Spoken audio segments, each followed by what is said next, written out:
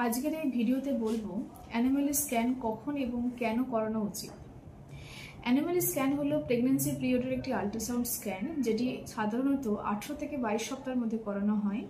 এর অপর নাম হলো লেভেল 2 স্ক্যান বা মিড প্রেগন্যান্সি স্ক্যান। তবে সবথেকে বেশ সময় হলো 20 সপ্তাহ। ডাক্তার বা টেকনিশিয়ান খুব ধৈর্য সহকারে প্রতিটি অঙ্গ প্রত্যঙ্গ পরীক্ষা করেন।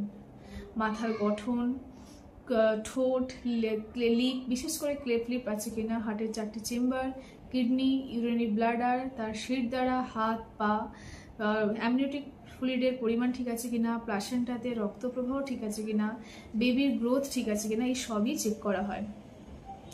অনেকেই প্রশ্ন করেন যদি রিপোর্ট খারাপ আসে। প্রথম কথা, সব ফাইন্ডিং মানেই খারাপ নয়। অনেক ক্ষেত্রে কিছু ফলো আপেই ঠিক হয়ে যায়। যদি ডাক্তার মনে করেন আবার আল্ট্রাসাউন্ড করাতে পারেন। কিছু ক্ষেত্রে ডক্টর অ্যামনিওসেন্টোসিস, জেনেটিক টেস্টিং এবং ফিটাল ইকো করিয়ে থাকেন। 80% ক্ষেত্রে অ্যানোমালি স্ক্যান একেবারেই নর্মাল আসে, তাই ভয় পাবেন না। আপনার এবং আপনার শিশুর সুস্থতা নিশ্চিত করতেই এই স্ক্যানটা করানো হয়। আপনি যদি এখন গর্ভবতী হন বা কাউকে জানেন যিনি মা হতে চলেছেন, অবশ্যই তার সাথে ভিডিওটা শেয়ার করবেন এবং লাইক করবেন, কমেন্টে জানাবেন কোনো প্রশ্ন থাকলে। ভালো থাকবেন, সুস্থ থাকবেন। Thank you.